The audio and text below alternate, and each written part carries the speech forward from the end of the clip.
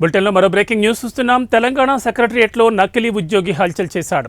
తెలంగాణ సెక్రటరియట్లో నకిలీ ఉద్యోగి హల్చల్ చేయడంతో సర్కార్ అలర్ట్ అయింది. నకిలీ ఉద్యోగి కదలికలు అనుమానంగా ఉండడంతో సెక్రటరియట్ సిఎస్ఓ దేవిదాస్ ఆదేశాల మేరకు నిఘా పెట్టింది ఇంటెలిజెన్స్.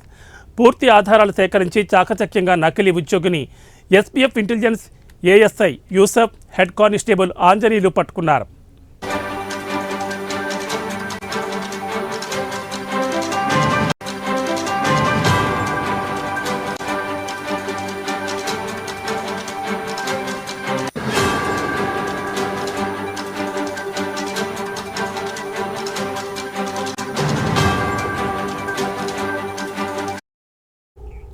రెవెన్యూ శాఖలో ఉద్యోగిగా ఫేక్ ఐడి కార్డుతో చలామణి అవుతున్నాడట ఖమ్మం చెందిన భాస్కర్ రావు.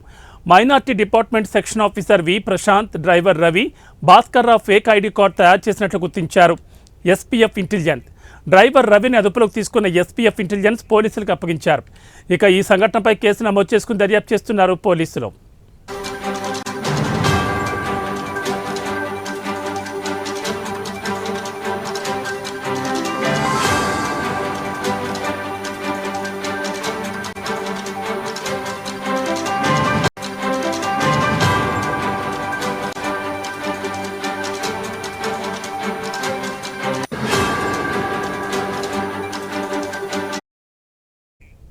తెలంగాణ సెక్రటరియట్లో నకిలీ ఉద్యోగి హల్చల్ చేశాడు.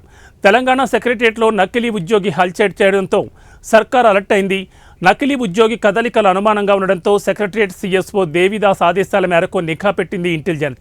పూర్తి ఆధారాలు సేకరించి చాకచక్యంగా నకిలీ ఉద్యోగిని SPF intelligence ASI Yusuf, head constable Anjaneyulu పట్టుకున్నారు.